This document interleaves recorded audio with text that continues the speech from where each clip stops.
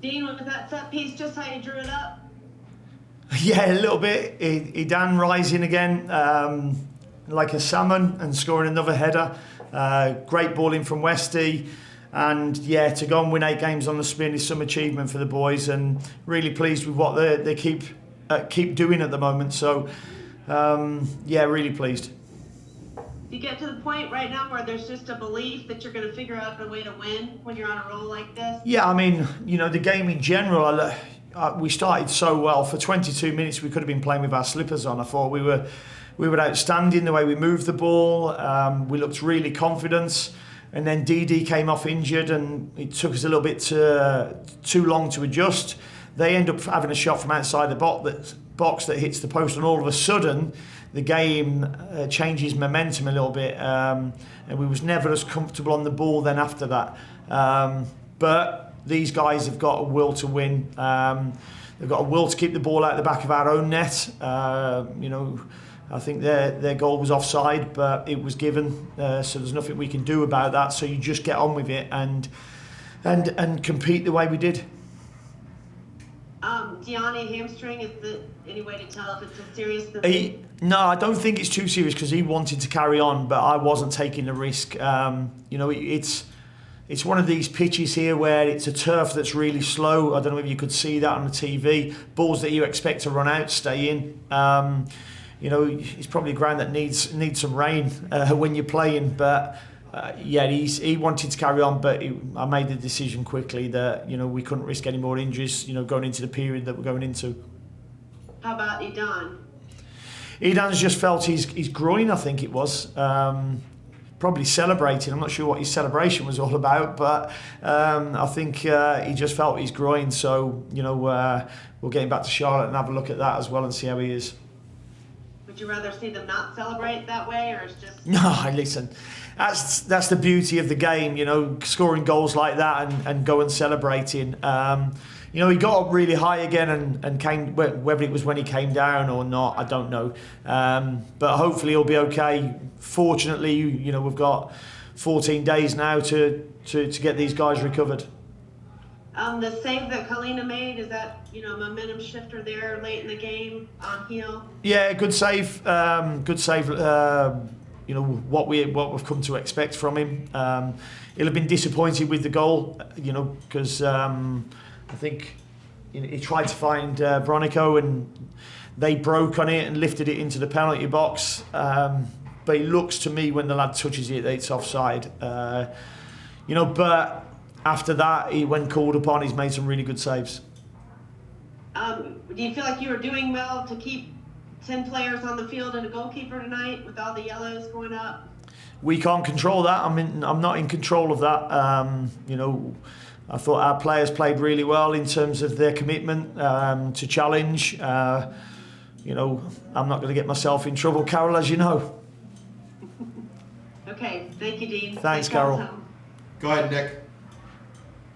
Hey, Dean, I was wondering, what was the mood at halftime, knowing that you came out striking and then they came back and they got that goal? How was the team feeling, and what did you say? Yeah, they had words between themselves about the pitch had got too stretched when they had the ball. So we spoke about how we built so well in the first 23 minutes. We showed them what we were doing to do that, and just adjusted a few things out there. So we were quite calm going out into the second half. Yeah, and then overall, how did you feel how you handled Carlos Hill tonight and New England's transition play? Yeah, Carlos Hill is their main player, and has been their main player for the last 2 or 3 years with his goals and assists. I felt we left him on the ball a little bit too much at times, where he can produce them passes that can hurt you. But it was really difficult because Ashley Westwood and Eric were already on yellow cards, so it was really hard for them to actually get into his face and stop him just in case they got a second yellow. Yeah, and did you feel like offensively there were some opportunities left out there that you could have exploited differently? Yeah, there was some opportunities. Liao's missed one at the end, but Archie done really well for the second ball with that.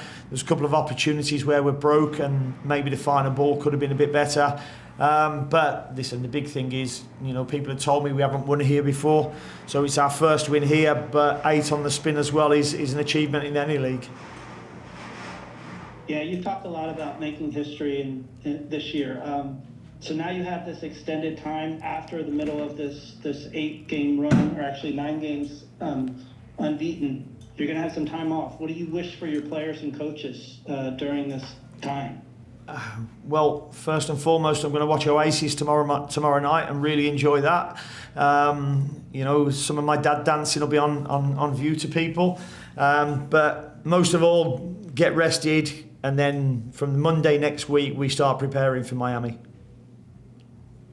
Thank you, Coach. Thank you. Go ahead, Steve. So Robbie's going to be on your menu tomorrow night. With a game like this, I mean, it really looked like it was moving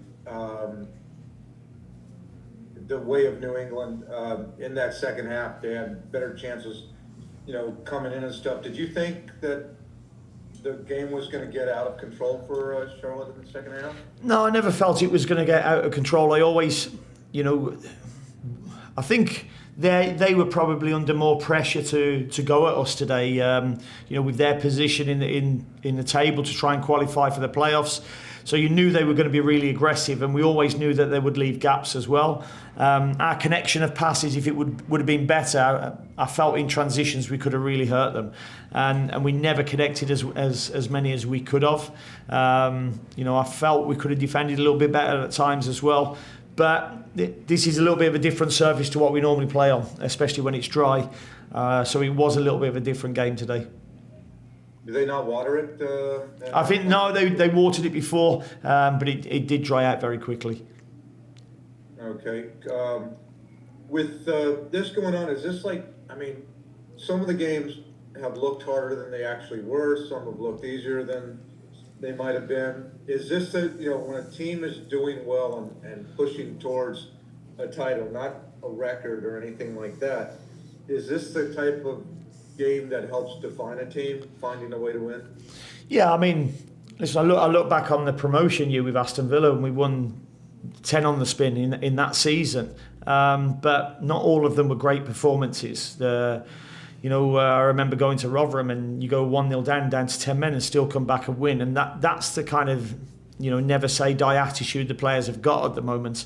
They all want to be winners. They all want to go and achieve something. And we're riding some momentum at the moment. Tonight wasn't one of our best performances. But we've come here and done something that we haven't done before in our history, and gone and won our 8th game as well. So tremendous credit to the players to keep going. And you're never going to have 8 wonderful games of football where you're on top of the opposition. And within 90 minutes of your game you could be winning 4-0, but you'll come under pressure. So that's the nature of the game. The main thing is to make sure that the players keep calm and stick to the plan. What was your take on their equalizer? Because it looked like a bit of confusion as to how Christian missed the ball coming through with the defenders. It was just a chaotic play. It was chaotic. I mean, I saw a still picture of it where it looked offside, but obviously we don't have goal line.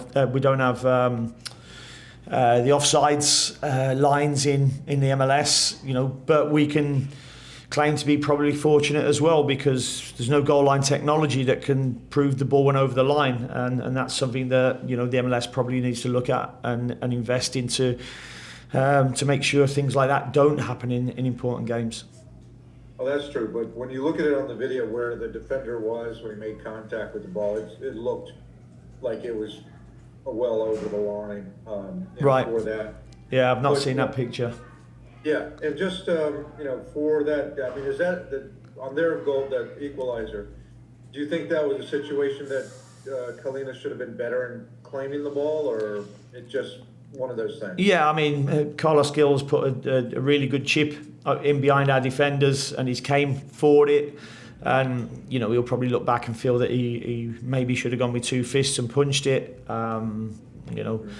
but it is what it is. Okay, and this break coming up, I mean, obviously when you have injuries, that's a good time to heal, but you know, if you've got great momentum going too, you know, those things, you know, I mean, it's not a long break. It's not like, you know, 2-3 weeks with that. Is this a comfortable amount of time for? Yeah, I have no doubts that Diani and Idan will be ready for Miami, but you know they've just got a couple of knocks today. We've got Bill back. Tiger's going to go and play some minutes for Legacy tomorrow. So, you know, we've got our player. The only two players at the moment are Harry Toffolo and Pep Biel, and Pep's getting closer and closer. So, you know, we are getting some players back as well. So in this case, this kind of break and how long it is beneficial to the team? Yeah, no, it has to be. I mean, listen, I probably would rather continue playing because of the momentum we've got, but you know, I've got to go and celebrate my son's wedding next Saturday, so I'm glad this is an international break. Yeah, well, congratulations on that. Maybe you get a few rounds of golf in as well. I'm not sure about that. I don't think the wife will let me, but thank you. Cheers. Have a great flight home. Thank you. And we'll wrap up with Bridget. Hi, Gene. Hi, Bridget. Just a quick question. Just a quick question. Great job tonight. We saw that you got a yellow card, but it was super quick. Why did they issue you a yellow? Well, it's quite interesting because I asked the referee after why I got a yellow card, and I asked him if it was for me, and he said yes. And it was because I appealed for when the lad jumped into Melander at the end. So I got a yellow card for appealing for a foul which was given and a yellow card issued. So I asked the referee after why a yellow card, and he said because I'm not allowed to shout. So we can all try and work that one out, how a head coach on the sidelines is not allowed to shout. Thank you. Great job tonight. Thank you. Congratulations. Dean, thank you for joining us. Appreciate your time. Thank you very much.